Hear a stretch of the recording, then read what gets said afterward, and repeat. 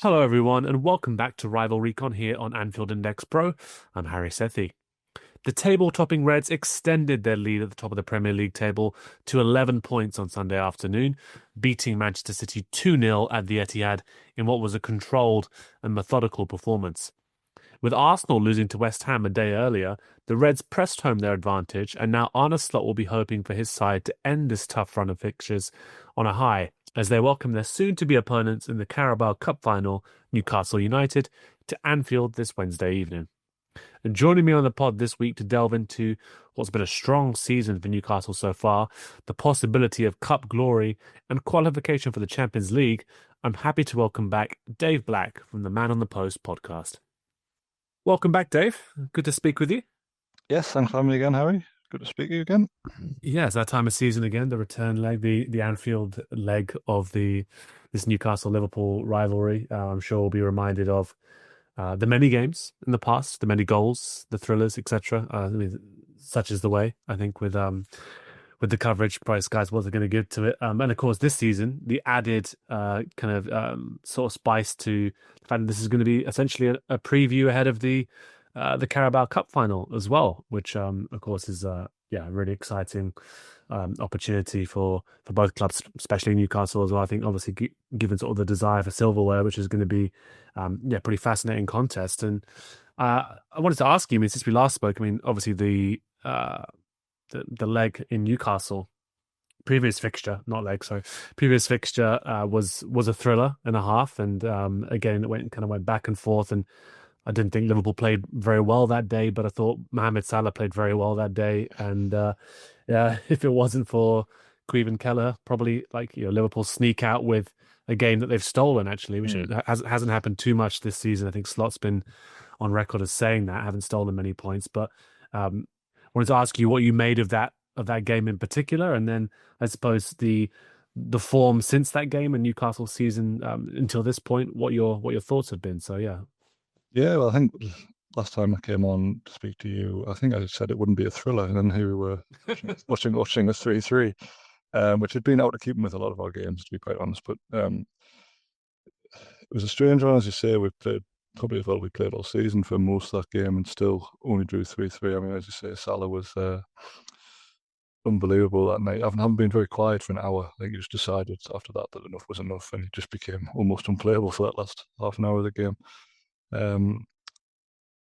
Since then, I mean, we lost our game after that to Brentford. I think it was 4-2 down at their place, and it looked like a bit of a false dawn. But then after that, we won 9 in a row. So somewhere along the way, we turned the corner. The season had been a bit up and down to that point. And then I said just before Christmas, something seemed to click into gear. And I mean, yes, we had a couple of easier games, and Leicester was Leicester and Ipswich were the star of that run. And obviously they're both down there, but that gave us a good springboard to then go on and beat, Villa and Arsenal over 2 legs, and Man United and Tottenham away, which was a really tough run of games. But we started to really get some momentum going. But it's kind of in keeping with our season. That that was obviously a great set of results. But then since then, we got battered at home off Bournemouth 4-1. We lost to Fulham at home 2-1. And we lost 4-0 at Man City, which isn't normally a bad result, but there was a feeling that they were kind of there for the taking a bit this season. And we didn't even lay a glove on them, really, so it was really disappointing. So it's a good season on paper. We're 5th, we're in the cup final. But it's been a really strange up and down kind of season, to be honest. Yeah, it's interesting because I think just around the time of the last game, it was Sandro Tonali had come into midfield to partner sort of Bruno Guimaraes, and it seemed as though there's finally been a kind of balance that had worked for both players. And the thing I associated with Newcastle, I mean, certainly in that game against Liverpool, but then in some of the other games I saw, especially in that run that you mentioned. And I think a theme that's been here throughout the entire season, for teams that have been successful, has been physicality and the ability to ratchet up the intensity and sort of do you have big, powerful runners in your team? If you do, chances are you're going to be a threat to other teams, and that's what I've associated with Newcastle. Thinking about sort of the threats of Gordon, the efficiency of Alexander Isak. Guimaraes working his butt off, Tonali working his butt off, and then you having, or even Joelinton as well in there, becoming quite unpleasant to deal with. A real physical force, Yeah. and I suppose the only game that sort of put a light to that, or didn't really put a light to it, but the Bournemouth game, I thought was extraordinary because I thought they basically just out physical. Yes. They were more physical than you, and it wasn't that Newcastle played badly for stretches in that game. I just felt that there was somewhat surprised to see Bournemouth just being physically stronger than them. And I mean, Bournemouth had been one of those teams this season in terms of that being one of their key strengths. But just speak to us about Tonali and the impact he's made. 'Cause I feel like when Liverpool last played Newcastle, that was when he first came into the team, was starting to have an impact. But just how pivotal has he been? Because I did note that he was rested in the previous game. Yeah, so Tonali, when we got him, he was sort of in and out of the team, getting used to English football. Then he got his ban. He had to serve more or less a straight year out. Came back. And what's noticeable now is that he's what you probably call Eddie Howe fit. So if you look at Anthony Gordon when he first got in the Newcastle team, he was dreadful, really. Like, he couldn't. Obviously, there's a lot of chemistry to build there, but he couldn't last more than 45 minutes playing for Newcastle, having come from Everton, who totally different styles of play. And I don't think people really expect Gordon to kick on the way he did and become a pivotal player over the course of the summer, really. But so the same thing with Tonali. He's now Eddie Howe fit. He's found a way to solve the conundrum of how could you get Tonali and Bruno in the same team. And then previously, Bruno was sort of held and Tonali had played off to the right a little bit and didn't really play to his strengths. Whereas now Tonali is the central one of the three, if you like. And he's so deceptively quick around the pitch. He does an awful lot of work, as you said earlier. He's become a key player overnight almost because he got in the team and obviously went on that great run. And it's not entirely down to him, but a lot of it is down to him because he's made such a difference to that midfield and how it functions. It's also freed Bruno up a little bit to play a bit further forward, and he's been able to play some nice through balls through him a bit further forward, which previously wasn't always able to do. So he's unlocked the abilities of some other players as well, and that's really great to see. And he was resting against Forest. He's had a tight hamstring, I think they said. But he still played the last 20 minutes, and I'm guessing we'll probably have a few more situations like this over the next few weeks where if anyone's at risk of pulling something that will mean they miss the cup final, they may well take a break. But there's only a few games to go now, I suppose. Yeah, no, actually, I was thinking back to that previous game again, and just one of the things I was concerned about was how could Liverpool sort of live with that sort of physicality in midfield that Newcastle were bringing. I think especially that stage of the season, I think Liverpool were looking a little bit sort of fatigued, and we didn't start the game with Szoboszlai. I remember I think we didn't start with Trent either. That's right.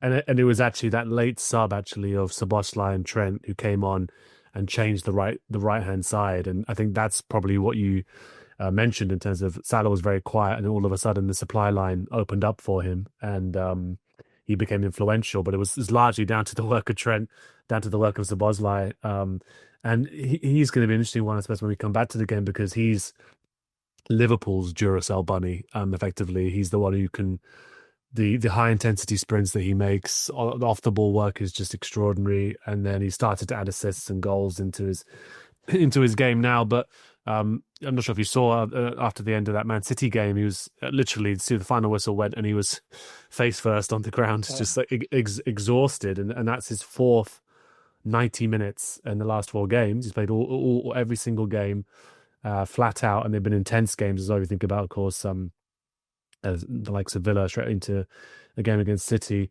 So I mean, we're not previewing the match just yet, but I'm now wondering, okay, is he there's no game of the weekend for Liverpool, so theoretically, it's okay. That's the rest. But yeah, you mentioned there the risk ahead of the cup final. He's a really crucially important player, but I imagine they'll want him in there to sort of deal with the physicality of Tonali. So there's I think the midfield is very interesting questions for Liverpool ahead of this game. But other than Tonali, you mentioned there, I mean, there's been players who've of course stood out. And if Mohamed Salah ends up winning the awards at the end of the season as sort of the the best attacker in the league.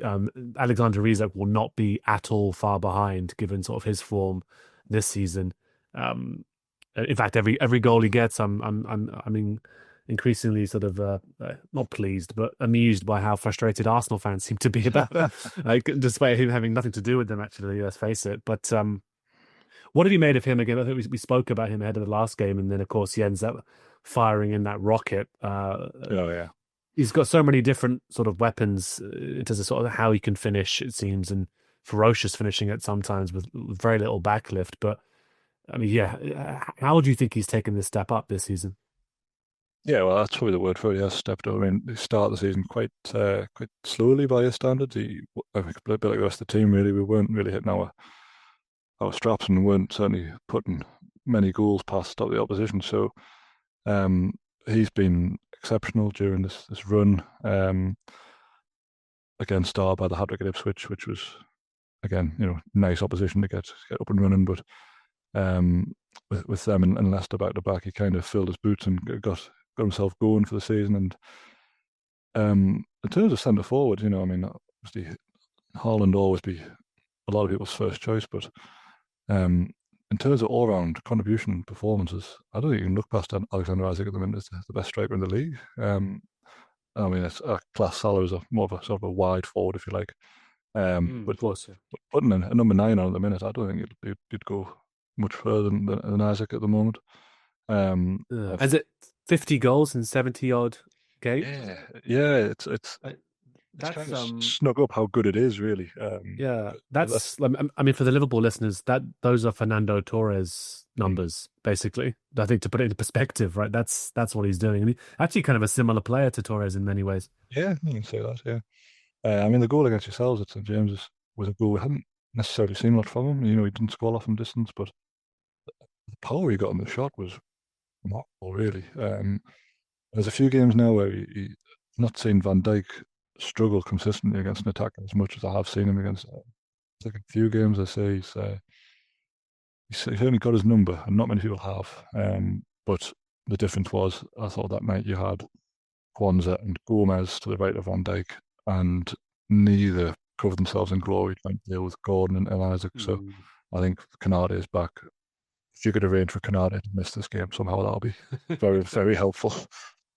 Yeah, no, I mean, yeah, we were obviously gutted to not have him there that evening, and I think, as you say, yeah, Kwanzaa just got roasted. Really, I just thought it was just completely the wrong game for him to be. To be fair, he did grow into it and recover actually quite well, I thought, in the end. But yeah, the difference was night and day when Trent came on. Of course, Trent spent most of the weekend watching Doku dribble past him at will.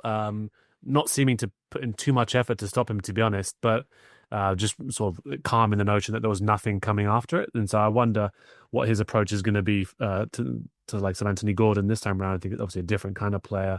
I would like to see a bit more of an intense approach from Trent. Obviously, sensational on the ball in that game, but no, defensively was a little bit weird to just sort of watch your fullback come up against a winger and go, oh, he's going to lose every single time here because the guy is just so quick. And I think another player, other players who perhaps deserve some attention here. I mean, wanted to talk about Lewis Hall, just given some of the more recent impact that he's had. But as well as him, are there other players that you think deserve attention this season for seeing Newcastle being able to put in this sort of consistent run that they have done? Well, I mean, you mentioned Hall there, who's come on leaps and bounds this season to the point where he's probably England's first choice left back. Again, not an awful lot of competition in there, but got his first caps towards the end of last year, and if he wants it, he could be England's left back for the next 10, 15 years, really. I mean, he's young and he's that good. Right, the Reds, it's Jack here, and that was a clip from one of Anfield Index's audio podcasts. If you have enjoyed the video, make sure you do like, share and subscribe to keep up to date on all things LFC. We record around 100 audio podcasts every month, with our shows featuring match-going fans, top journalists, professional analysts and even Liverpool legends along the way. With the Great Dane himself, Jan Molby, joining us every single week. If you want to listen to all our podcasts for free, head over to anfieldindex.com/podcasts. Our audio shows are available wherever you get your podcasts. Just search Anfield Index.